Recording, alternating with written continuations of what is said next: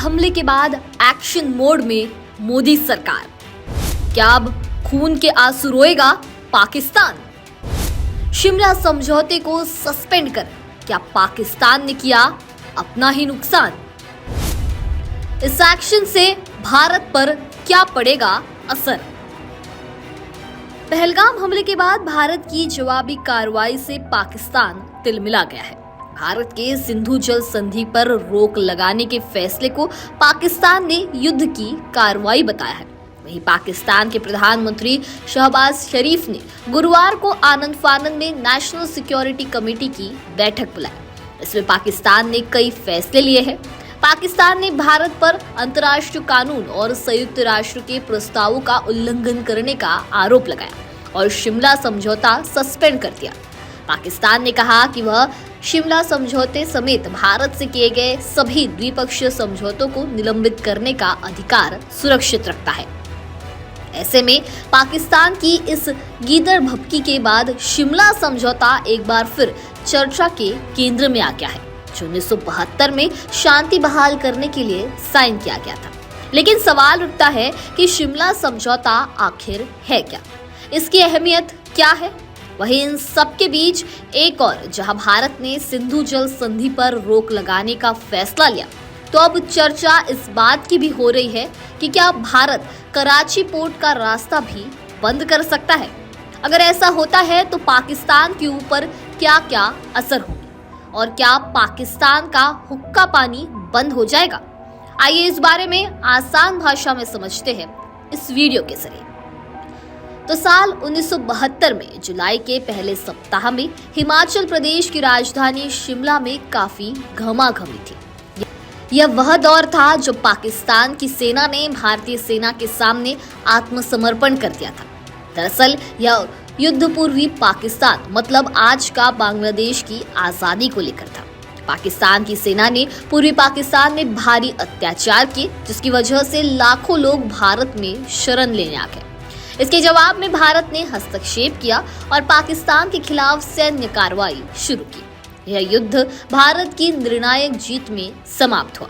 पाकिस्तानी सेना के लगभग 93,000 जवानों ने भारतीय सेना के सामने आत्मसमर्पण कर दिया और एक नया देश बांग्लादेश विश्व मानचित्र पर उभरा।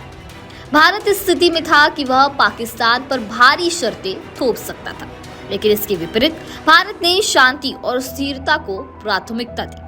इसी सोच के तहत भारत ने पाकिस्तान को बातचीत के लिए बुलाया और शिमला समझौता हुआ। शिमला समझौता 2 जुलाई 1972 को भारत के शिमला शहर में साइन हुआ। यह समझौते पर भारत की ओर से तत्कालीन प्रधानमंत्री इंदिरा गांधी और पाकिस्तान की ओर से तत्कालीन राष्ट्रपति जुल्फिकार अली भुट्टो ने हस्ताक्षर किए। इस समझौते को कराने के लिए जुल्फिकार भुट्टो अपनी बेटी और पड़ोसी मुल्क की तत्कालीन पीएम बेनजीर भुट्टो के साथ 28 जून 1972 को शिमला पहुंचे थे। ये वही भुट्टो थे जिन्होंने घास की रोटी खाकर भी भारत से हजारों साल तक युद्ध करने की कस्में खाई थी।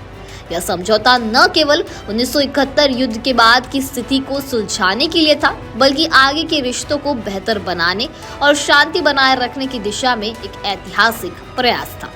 भारत और पाकिस्तान ने यह स्वीकार किया कि वे अपने सभी विवादों को आपसी बातचीत के माध्यम से सुलझाएंगे। दोनों देश ने यह वचन दिया कि वे एक दूसरे के खिलाफ हिंसा या सैन्य बल का प्रयोग नहीं करेंगे और सभी मुद्दों को शांतिपूर्ण तरीके से सुलझाएंगे। 1971 के युद्ध के बाद की स्थिति के अनुसार एक नियंत्रण रेखा यानी लाइन ऑफ कंट्रोल निर्धारित की गई, जिसे दोनों देशों ने मान्यता दी। भारत ने पाकिस्तान के लगभग 93,000 युद्धबंदियों को बिना किसी अतिरिक्त शर्त के रिहा कर दिया। इसके साथ साथ जो जमीन भारत ने युद्ध के दौरान कब्जा की थी, उसका अधिकांश हिस्सा भी पाकिस्तान को लौटा दिया गया। वहीं एक और जहां पाकिस्तान ने शिमला समझौते को लेकर धमकी दी, तो अब इस बात की चर्चा हो रही है कि क्या भारत कराची पोर्ट का रास्ता भी बंद कर सकता है? अगर ऐसा होता है तो पाकिस्तान के ऊपर बहुत बड़ा असर पड़ सकता है। कराची पोर्ट पाकिस्तान का सबसे बड़ा और व्यस्त बंदरगाह है। पाकिस्तान का लगभग 60% से ज्यादा अंतर्राष्ट्रीय व्यापार इसी पोर्ट के जरिए होता है। अगर भारत इससे जुड़े समुद्री मार्ग को ब्लॉक कर देता है तो पाकिस्तान का आयात निर्यात पूरी तरह से ठप हो सकता है। इससे जरूरी वस्तुएं जैसे तेल, दवाइयां और खाद्यान्न की भारी किल्लत हो सकती है। व्यापार ठप होने से जरूरी सामान की कीमतें आसमान छूने लगेंगी। आम जनता को रोजमर्रा की चीजों के लिए जूझना पड़ेगा और पाकिस्तान की पहले से ही कमजोर अर्थव्यवस्था पर इसका भारी दबाव पड़ेगा। निर्यात न होने से पाकिस्तान को डॉलर कमाना मुश्किल हो जाएगा। इससे विदेशी मुद्रा भंडार तेजी से घटेगा और अंतर्राष्ट्रीय स्तर पर उसकी क्रेडिट रेटिंग और गिर सकती है। कराची पोर्ट से जुड़े हजारों लोगों की आजीविका सीधे तौर पर इस पर निर्भर है। अगर यह पोर्ट बंद होता है तो बड़ी संख्या में लोग बेरोजगार हो जाएंगे, जिससे देश में आंतरिक अस्थिरता और बढ़ सकती है। तो वही भारत द्वारा इस प्रकार का दबाव डालने से पाकिस्तान की सरकार और सेना पर भी घरेलू मोर्चे पर आलोचना पड़ेगी। इस मामले को लेकर आपकी क्या राय है, हमें कमेंट सेक्शन में जरूर बताइए। वीडियो पसंद आया होगा तो इसे लाइक और शेयर करना ना भूलें और ऐसे ही तमाम अपडेट से जुड़े रहने के लिए बने रहे नवभारत लाइव के साथ।